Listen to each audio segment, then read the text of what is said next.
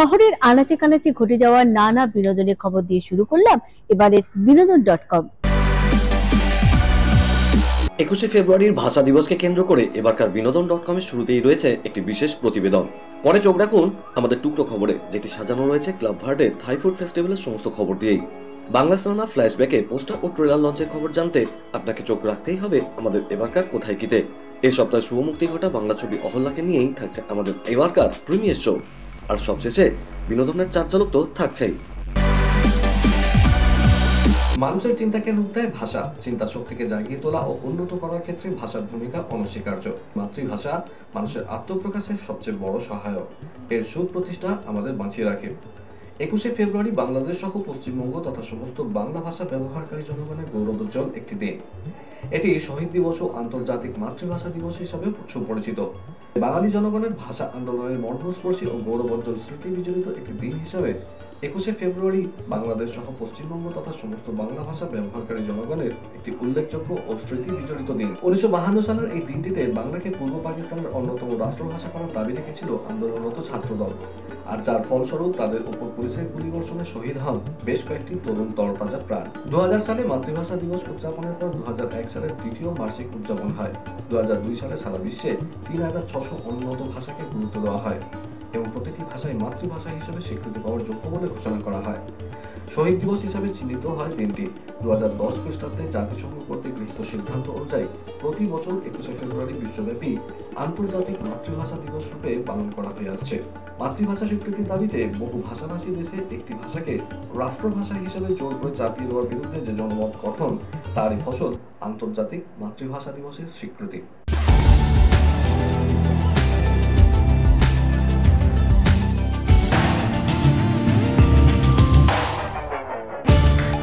বাঙালি খাবারের পাশাপাশি মানুষের কিন্তু বিদেশি খাবারের প্রতি আগ্রহ কিন্তু কম না, আর তাই ক্লাব ভার্ডে আয়োজন করেছে থাই ফুড ফেস্টিভ্যাল, যা চলবে 29শে ফেব্রুয়ারি পর্যন্ত।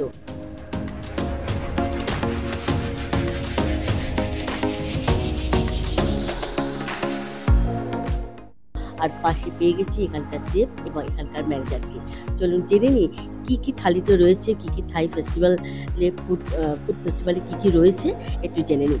আমরা থাই ফুড ফেস্টিভ্যাল করছি 15 ফেব্রুয়ারি থেকে 29 ফেব্রুয়ারি অবধি। এক দুজনের খাবারের প্রাইস হচ্ছে 1000 টাকা। তো স্যুপস আছে, স্টার্টার্স আছে, মেন কোর্স অ্যান্ড ডেজার্টস আছে। তো স্যুপসের মধ্যে কোকোনাট বেসড স্যুপ থাকবে, veg non veg, Thai, totally Thai flavour. And তারপরে চিকেন, আমাদের স্টার্টার্সের মধ্যে মাশরুম, ক্রাউন ফ্রাইড মাশরুমস আছে, চিকেন সাথে আছে উইথ পিনাট ডিপ, আর মেন ফিশ কেক আছে, Thai fish cake, classical Thai fish cake. Main কোর্সের মধ্যে Thai veg green curry, fish panang curry and pad Thai noodles আছে ওদের। আর ডেজার্টসে coconut custard with coconut ice cream আছে।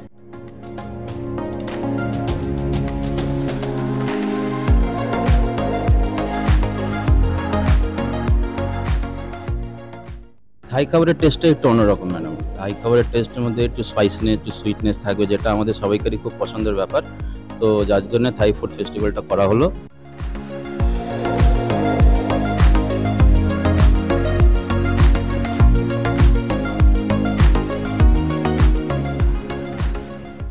তো আমার মনে হয় আমাদের বাঙালিদেরও খাবারের মধ্যে কোকোনাট বেসড অনেক কিছুই আছে, যার জন্য we thought of making Thai food festival.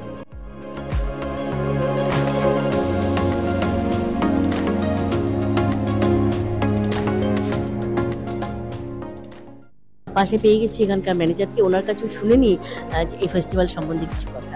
আমাদের এই ফুড ফেস্টিভ্যালটা করার পেছনে কারণ ছিল ডিমান্ড। যারা আমাদের রেস্টুরেন্ট আইন করছিল তাদের একটা চাহিদা ছিল কি তারা একটু ইন্ডিয়ান খাবার, একটু বাঙালি খাবার থেকে অন্য টাইপের খাবার ট্রাই করতে চায়। আমাদের একটা 40 খাবারের রেস্টুরেন্ট, যেখানে আমরা 35 খাবার ডেলি করে নিচ্ছি।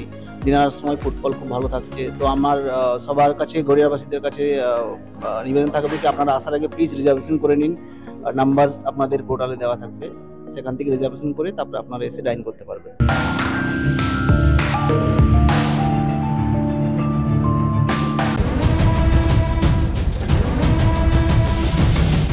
প্রথমবার টলিউড ইন্ডাস্ট্রিতে দেখতে পাওয়া যাবে বাংলাদেশের জনপ্রিয় অভিনেত্রী শবনম ইয়াসমিন বুবলিকে।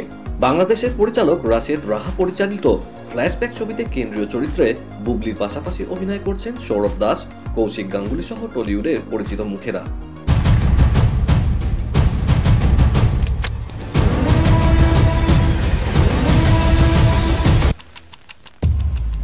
সম্প্রতি বাইপাসের এক হোটেলে হয়ে গেল ছবির টিজার ও পোস্টার লঞ্চ, যেখানে ছবির পরিচালক, প্রযোজক, কলাকুশলী সহ উপস্থিত ছিলেন সঙ্গীত শিল্পী সুরজিৎ, ইমন ও সিধু। পরে আমাদের মুখোমুখি হয়ে পরিচালক রাশেদ, কৌশিক গাঙ্গুলি, বুবলি ও সৌরভ জানালেন, বেসিক্যালি এটা একটা ফিল্ম মেকারের গল্প।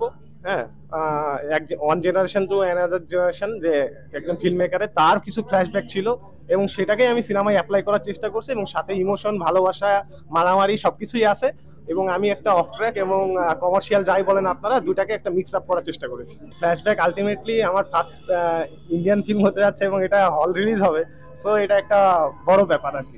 আশা করছি সবার খুব ভালো লাগবে, এবং ছবিটা সত্যি এটা অন্য রকমের ছবি এবং এটা একেবারেই পরিচালকের মাথায় রয়েছে ছবিটা। এটা অভিনেতারা বলতে পারবেন না ছবিটা কি চেহারা নেবে, ছবিটা কিরম ভাবেও ভেবেছে, কারণ অনেকগুলো গ্লিমসেস, অনেকগুলো ছোট ছোট মুহূর্ত জুড়ে একটা ভাবনা তৈরি হবে, সেটা একমাত্র কিন্তু রাহাই জানে। আমি আশাবাদী এই কারণে যে আমার নিজের কাজটা করতে খুব ভালো লেগেছে, আমি খুব মন দিয়ে কাজটা করেছি। যখন দেখেছি গল্পটা খুব সুন্দর এবং কৌশিক গাঙ্গুলি স্যার আছেন এত ভালো একজন অভিনেতা এবং নির্মাতা, এবং সৌরভ দাস আছেন দারুণ একজন অভিনেতা, তো ওভারঅল মিলে, এবং আমাদের যিনি ডিরেক্টর রাশেদ রাহা, ওনারও ভালো কিছু করার একটি প্রয়াস আছে। তো যখন এভাবে দেখা হলো তখন মনে হলো যে ফাইন, এই প্রজেক্টটি হয়তো বা আমার প্রথম এন্ট্রি হিসেবে কলকাতার ইন্ডাস্ট্রিতে ভালো কিছুই হবে, তো সেভাবেই বাছাই করা আসলে। দুই বাংলার প্রচেষ্টা ফ্ল্যাশব্যাক, এবং obviously sharing screen alongside Kaushik Ganguly, সেটা তো আর বলতে হয় না আলাদা করে কি, it's an achievement. So I really enjoyed the whole journey of this, এই ফ্ল্যাশব্যাকে ফিল্ম মেকিং এর থ্রু, এবং আশা করব যে এই ফিল্ম মেকিং এর থ্রুতে যে আনন্দটা আমি পেয়েছি সেটা ফিল্মটা দেখার পর মানুষজন সেটা পায়।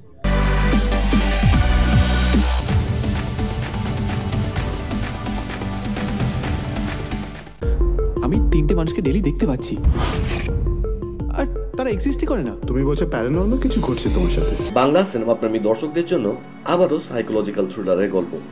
পরিচালক অভিমন্যু মুখার্জির পরিচালনায় এই সপ্তাহে শুভমুক্তি ঘটল অহল্যা। অভিনয় বনি সেনগুপ্ত, পায়েল সরকার, প্রিয়াঙ্কা সরকার, বিশ্বনাথ বসু, অলিভিয়া, ঋতুস্মিতা প্রমুখ। পুরো ফ্যামিলিটা শেষ হয়ে গেল চোখের সামনে। খুন করে আসলাম ইন্দ্র। ও কি ভয় করছে? মিথ্যে কথা বলে বিয়ে করেছে ডাইনিস জানি।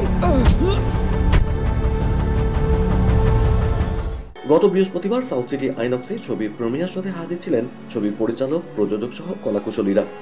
পরে আমাদের মুখোমুখি হয়ে পরিচালক ও অন্যান্য তারকারা কি জানালেন চলুন শুনে নিন। অবশ্যই পৌরাণিক গল্প আমরা সবাই জানি যে বহু বছর ধরে সাপে ছিলেন অহল্যা, এবং সেখান থেকে সাপমুক্ত করেন রামচন্দ্র, এবং এখানেও সেরকমই কারুর ছোঁয়ায় কেউ প্রাণ ফিরে পায়। সেটা কিরকম ভাবে, সেটা কি আদৌ অলিক না বাস্তব, সেটা দেখার জন্য সিনেমাটা হলে গেছে। অহল্যার মতন একটা ছবি যে তার কাজ করার অভিজ্ঞতা আমার খুব সুন্দর, এবং আমার মনে হয় যে এই সময়ের জন্য খুব রেলিভেন্ট একটা গল্প। সো সেখান থেকে আমি খুব আশাবাদী এই কাজটা নিয়ে, একটা ভালো কাজ নিয়ে আসার এক্সাইটমেন্ট আরো স্পেশাল হয়।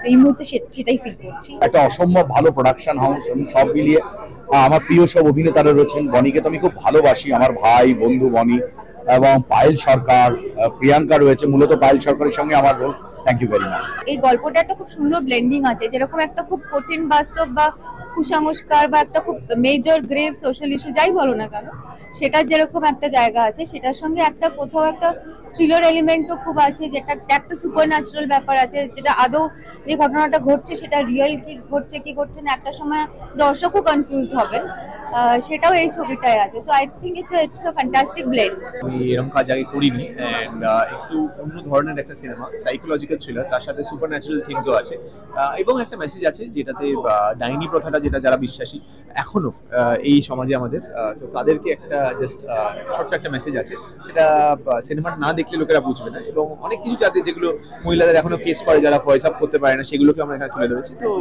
হ্যাঁ, একটা অন্য কনসেপ্ট, আশা করছি মানুষের ভালো লাগবে। বিনোদন.com যাদের নাম, তারা অবশ্যই বিনোদন করবে আপনাদের, এই আশা রাখছি। পাশে থাকুন, এদের কাজ দেখুন, এবং ভালো মন্দ ঠিকঠাক ক্রিটিসিজমটা করবেন। অসুস্থ হয়ে হাসপাতালে ভর্তি বর্ষিয়ান অভিনেতা ও নাট্যকর্মী মনোজ মিত্র। বুকে পেসমেকার বসেছে, এখন অনেকটাই সুস্থ তিনি। 58তম জ্ঞানপীঠ সম্মানে ভূষিত হলেন উর্দু কবি গুলজার ও সংস্কৃত পণ্ডিত জগৎগুরু রাম ভদ্রাচার্য। পাঠান 2 এর প্রস্তুতি শুরু, বছর শেষে ফের চমক দেবেন শাহরুখ খান। গত বছর নিজেদের 5ম বিবাহবার্ষিকী পালন করেছেন দীপিকা ও রণবীর।